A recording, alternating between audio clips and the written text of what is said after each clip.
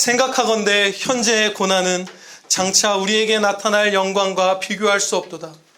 피조물이 고대하는 바는 하나님의 아들들이 나타나는 것이니 피조물이 허무한데 굴복하는 것은 자기 뜻이 아니요 오직 굴복하게 하시는 이로 말미암음이라. 그 바라는 것은 피조물도 썩어짐의 종노릇한 데서 해방되어 하나님의 자녀들의 영광의 자유에 이르는 것이니라. 피조물이 다 이제까지 함께 탄식하며 함께 고통을 겪고 있는 것을 우리가 아느니라. 그뿐 아니라 또한 우리 곧 성령의 처음 익은 열매를 받은 우리까지도 속으로 탄식하여 양자될 것 곧 우리 몸의 속량을 기다리느니라. 우리가 소망으로 구원을 얻었음에 보이는 소망이 아니니 보는 것을 누가 바라려. 만일 우리가 보지 못하는 것을 바라면 참음으로 기다릴지니라. 아멘. 본문 말씀 로마서 8장 18절로부터 25절 말씀, 우리 몸이 속량될 날이라는 기쁨의 제목으로 증거하도록 하겠습니다. 본문 말씀은 장차 성도에게 상속해 주실 영광이 얼마나 밝고 찬란하고 중한지 가르쳐 주시는 그런 말씀입니다. 더욱 가르쳐 주시는 거예요. 정말 우리에게 가까이 다가와 있는 이 장엄한 영광의 날을 우리가 밝히 말씀 가운데서 배웠고 소망하기를 소원합니다. 피조물이 하나님의 아들들이 나타나는 것을 고대하고 있다, 이렇게 말씀하세요. 여기서 피조물이란 우리를 둘러싼 이 자연세계, 이 피조세계의 무슨 산, 들, 나무, 바다, 강, 동물, 이런 것들을 의미합니다.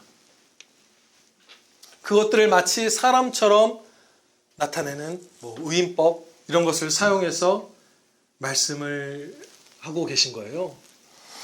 이런 식의 표현은 성경에서 자주 사용됩니다. 예를 들어서 시편 96편 11절 12절 말씀입니다. 하늘은 기뻐하고 땅은 즐거워하며 바다와 거기에 충만한 것이 외치고 밭과 그 가운데에 있는 모든 것은 즐거워할지로다. 밭과 그 가운데 있는 것이면 무슨 그런 거겠죠. 오이 이런 거. 걔네가 즐거워할지로다. 하나님 앞에서 노래한다 뒤에 나오는데 그건 의인법을 사용한 것이죠. 걔네가 이성적 피조물이라서 스스로 정말로 의식을 갖고 그렇게 하는 것이 아니죠. 이런 식의 표현은 성경에서 많이 사용되고 있어요. 그런데 본문 말씀에 계속 반복되는 피조물이라는 단어에 천사나 사람도 포함된다고 주장하는 성도분들, 신학자분들이 계세요. 그런데 그것은 이제 적절치 않습니다. 조금만 생각해 보면 우리가 아닌 걸 알 수 있어요. 왜냐하면 먼저 천사들 중에서 거룩한 천사들의 경우 썩어짐과 허무한데 굴복한 적이 없어요. 그래서 거기서 자유케 될 것을 바랄 이유가 없습니다. 주님 곁에서 영광되게 찬양하며 살고 있어요. 그분들은. 범죄한 천사들인 마귀들은 하나님의 아들들의 영광이 상속된 날을 당연히 바라지 않죠. 그러니까 거룩한 천사와 범죄한 천사인 마귀들 누구도 이 날을 고대하지 않아요. 그리고 마찬가지로 불신자분들도 하나님의 아들들의 영광이 밝히 나타나는 이 날을 당연히 고대하지 않아요.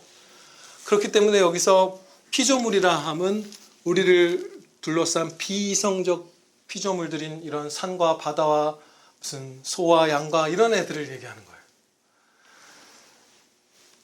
19절 말씀을 주목하고자 합니다. 피조물이 고대하는 바는 하나님의 아들들이 나타나는 것이니.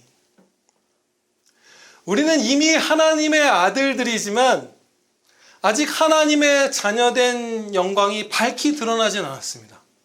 그 영예가 확연하게 나타나진 않았어요. 이 땅에서 보면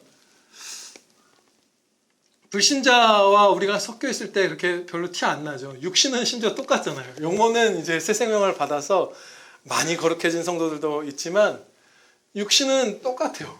예수님을 믿지 않는 분들, 끝까지 믿지 않을 분들하고 그냥 똑같아요. 그래서 영광이 정말 많이 감추어져 있는 거예요. 영혼의 영광도 감추어져 있고 몸은 완전히 그냥 멸망할 사람들과 똑같은 상태에 있는 것이죠. 장차의 찬란한 영광, 우리에게 주실 그 영광에 비하면 우리는 아직 나타나지 않은 것과도 같습니다. 엄청난 영광이 우리에게 상속될 것이기 때문에.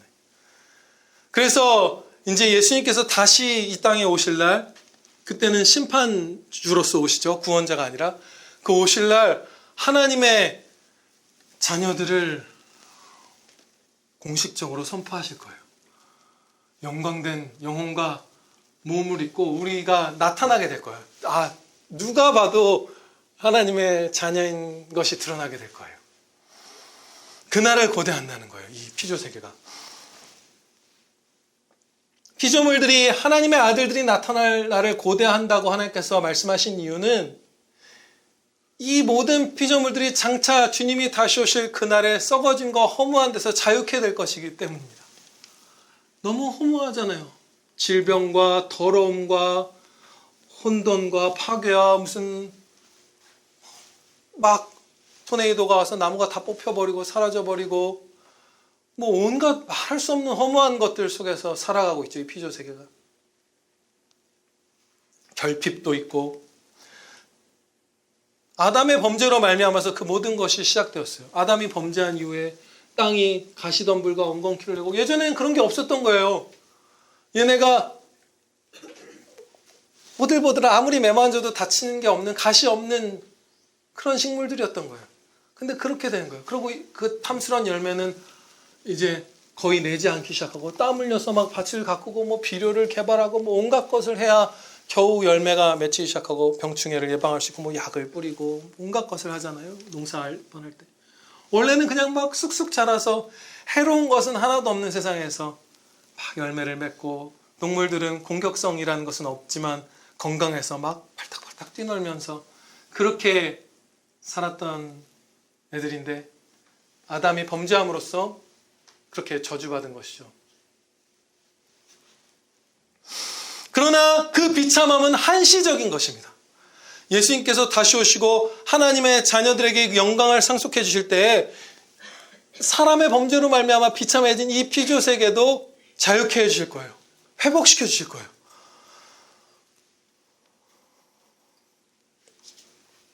우리의 영화롭게 된 영혼과 부활의 육체를 가지고 살아갈 땅은 정말 좋은 새하늘과 새 땅에서 살게 되는 거죠. 탁월한 곳에서. 제가 한 몇 년 전에 처음 알았어요. 이끼가 그렇게 예쁜 건지 몰랐어요. 와, 어떤 숲에 어떤 무슨 터널에 뭐 이런 데 이끼 유명한 데들 있잖아요.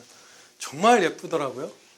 싹 그 환한 초록색으로 막 거기서 막 얼굴을 막 부벼보고 싶고 막 그런 충동이 진짜 들어요. 물론 관리하는 분들이 난리가 나겠죠.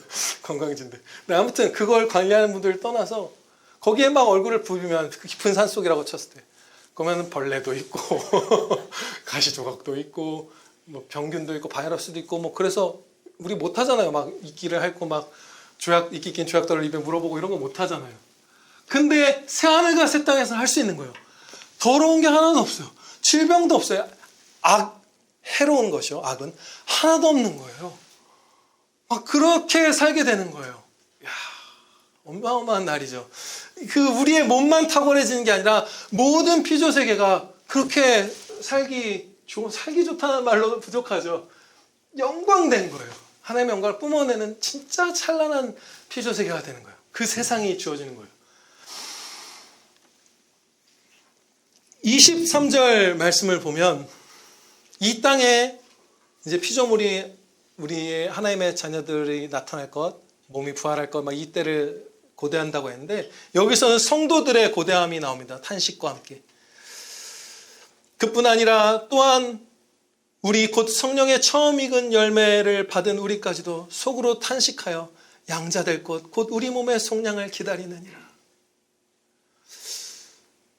앞서 말씀드린 바대로 우리는 이미 하나님의 아들들이에요. 그런데 왜 양자될 것을 기다린다고 말씀하실까요? 마치 하나님의 아들이 안 된 것 같은 표현이잖아요. 양자될 것을 기다린다. 그럼 아직은 양자가 아니다. 약간 이런 느낌의 표현이잖아요. 이것은 장차 우리가 받게 될 은혜와 영광이 너무나 커서 이런 표현을 쓴 거예요.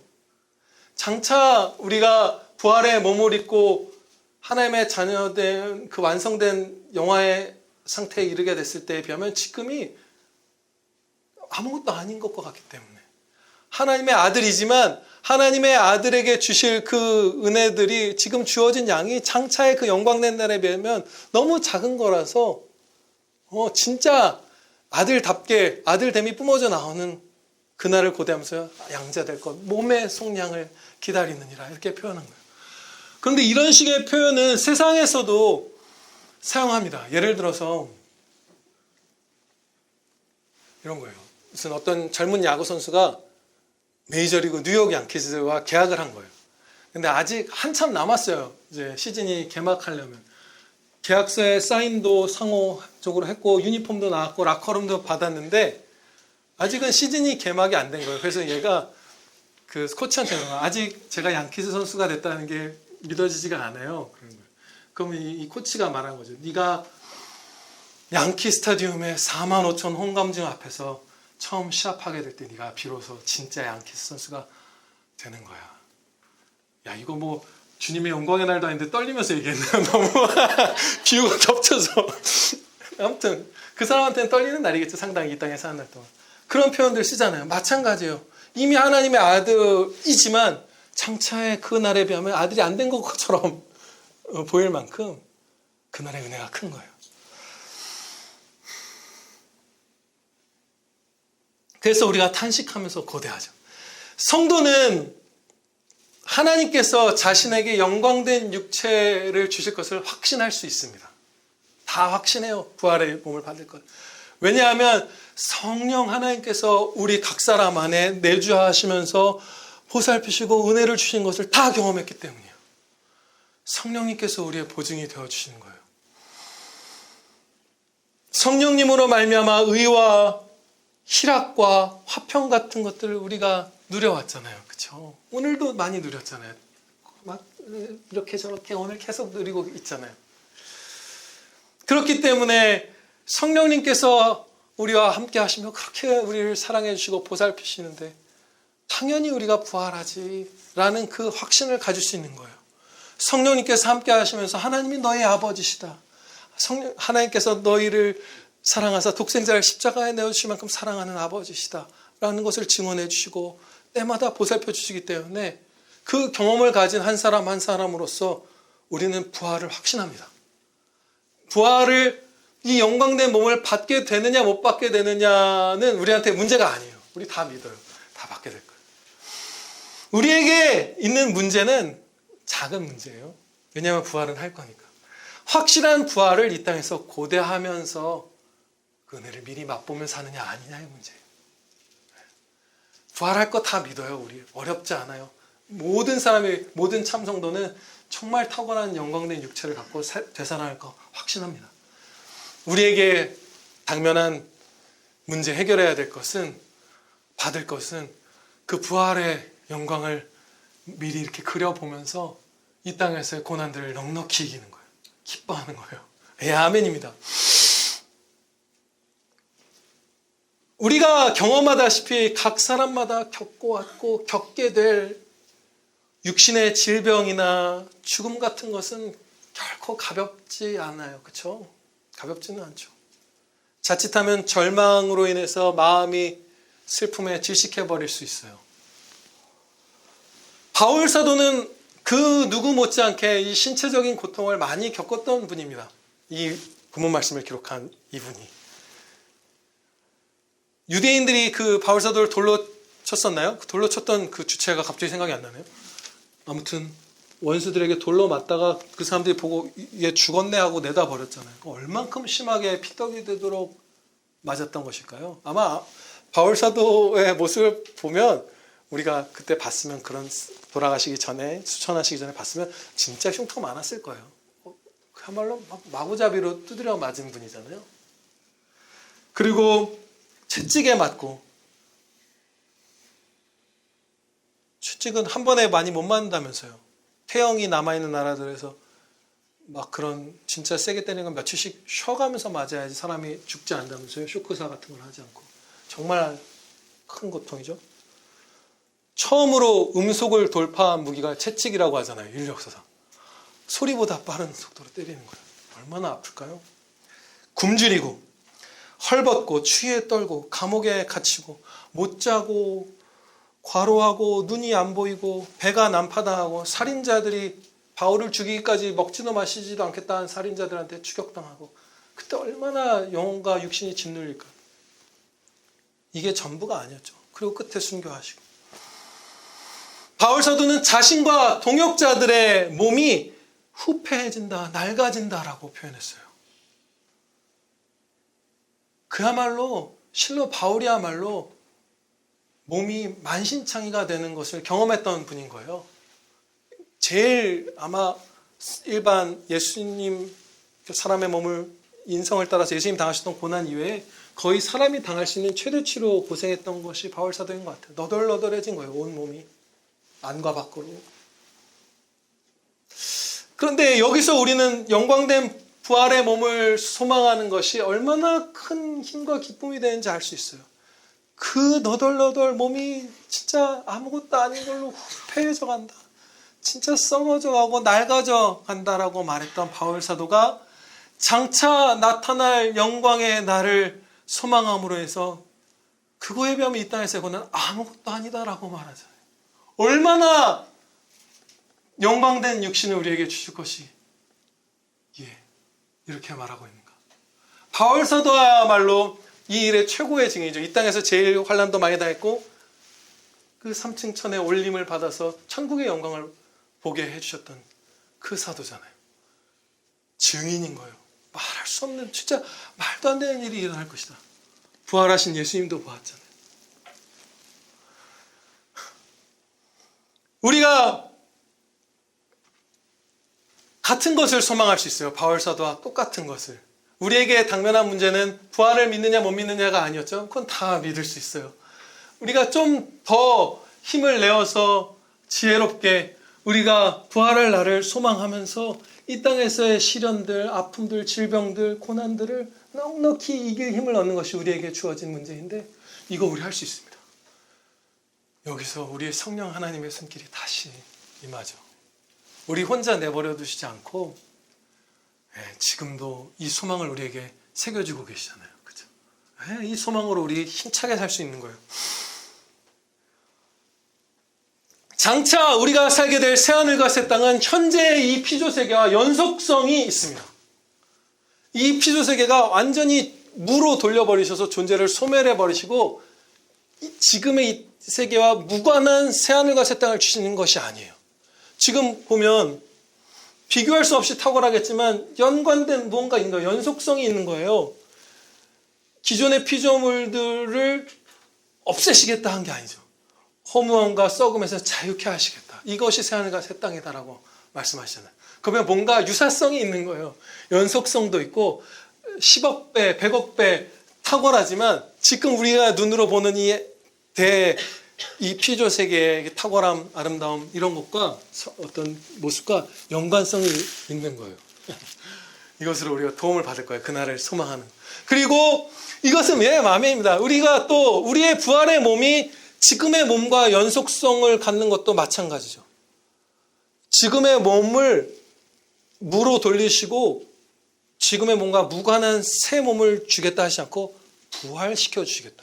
좋게 바꿔서 부활시켜 주시겠다 하시잖아요. 예수님이 부활하셨을 때 자칫하면 제자들이 예수님 막 못 알아보고 그러기도 했지만 알아볼 수 있었어요. 주님이 이렇게 가까이 나타나셨을 때. 우리 부활하면 서로를 다 알아보는 거예요. 성도들은 알아볼 수 있는 연속성을 가져요. 어떤 고유의 느낌들, 개성들. 홍순자 집사님은 거기서도 홍순자 집사님 같이 생겼을 거예요. 거기서도 우리가 그 차이가 미인이신가요? 거기서도? 그런 차이를 우리가 갖고 그러나 훨씬 탁월하게 그런데 연속성을 가진 몸으로 부활할 거예요. 이것을 통해서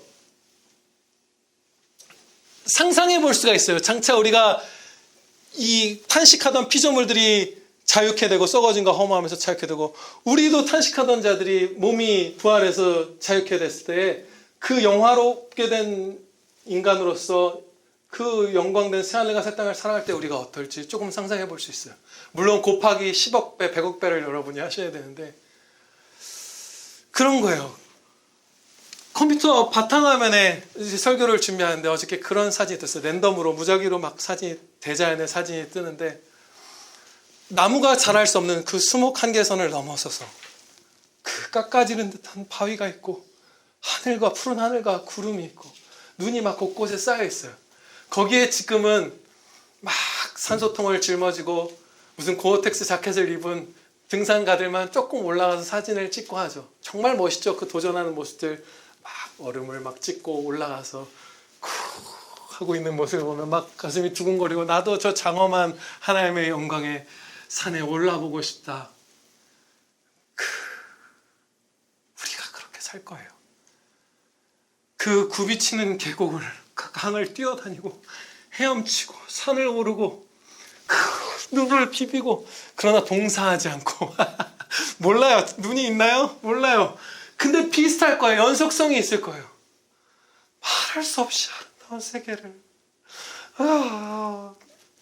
그 건강한 몸을 가지고 뛰어다니면서, 또 자연만 우리가 하나요?